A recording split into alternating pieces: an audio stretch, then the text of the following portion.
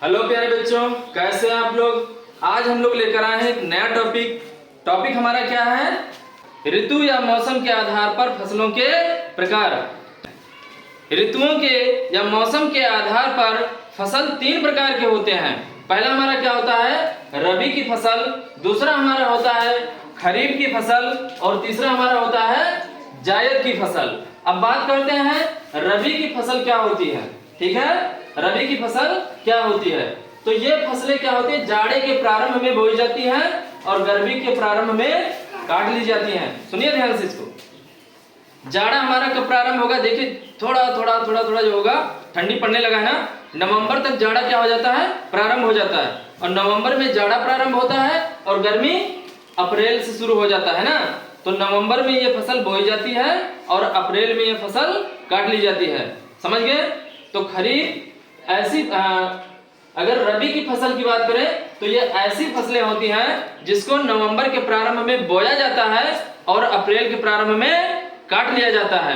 अच्छा, कौन कौन सी फसलें हैं जो रबी की फसलें हैं, तो बताइए आप हमें। ठंडी में कौन सी फसल बोई जाती है, गेहूं बोया जाता है, सबको पता है ना।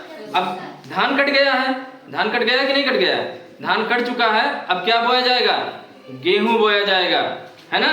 तो गेहूं कब बोया जाएगा, ये हमारा नवंबर, और इसी नवंबर में हमारा क्या होता है, धान गेहूं क्या होगा, बोया जाएगा। समझ में आ गया।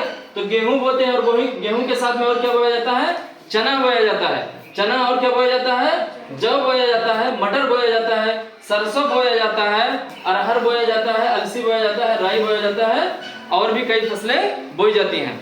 तो रबी की फसल के अंतर्गत कौन कौन सी फसलें आती हैं, गेहूं की फसल, चना हो गया, जौ हो गया, मटर हो गया, सरसों हो गया, अरहर हो गया, अलसी हो गया, राई हो गया। ये सभी किसके अंतर्गत आती हैं, रबी के फसल के अंतर्गत आती हैं। अब बात करते हैं खरीफ की फसल। तो खरीफ की फसल क्या होती है, वर्षा ऋतु के प्रारंभ में जो फसल बोई जाए। किसके प्रारंभ में बोया जाता है, वर्षा ऋतु के प्रारंभ में जो फसल बोई जाती है और जाड़े के प्रारंभ में काट ली जाती है। अगर बात किया जाए समय की तो इसको जुलाई अगस्त में बोया जाता है और नवंबर में क्या होता है, काट लिया जाता है। बरसात देखिए, जब बारिश स्टार्ट होता है जुलाई अगस्त में, तभी हम लोग धान बिठाते हैं कि नहीं बिठाते हैं। तो इसमें कौन कौन सी फसल आ जाएगी, धान हो गया, मक्का हो गया, ज्वार हो गया, बाजरा हो गया, मूंग हो गया, उड़द हो गया, गन्ना, कपास, तंबाकू, जूट। ये सभी किस फसल के अंतर्गत आती हैं, खरीफ की फसलें, है ना। ये सब खरीफ की फसलों के अंतर्गत आते हैं। अगर हम तीसरी फसल की बात करें तो ये हमारा होता है जायद की फसल। अच्छा, इसका समय क्या होता है, कब इसको बोया जाता है, कब इसको काटा जाता है। तो जायद की जो फसल होती है वो गर्मी के प्रारंभ में बोया जाता है। जैसे अप्रैल महीना लागू होता है ना, जैसे अप्रैल महीना आता है तभी ये फसल बो दी जाती है ना। और इसको काटा कब जाता है, वर्षा के प्रारंभ में, अगर कहा जाए तो जुलाई में, है ना। तो जो फसल अप्रैल में बोई जाती है और जुलाई में काट ली जाती है उसको हम क्या कहते हैं, जायद की फसल। अब जायद की फसलों के नाम कौन कौन से बताइए। सब्जियां हो गई, ककड़ी हो गया, तरबूज हो गया, खरबूजा हो गया, ये सब किसके अंतर्गत आती हैं, जायद की फसलों के अंतर्गत आती हैं।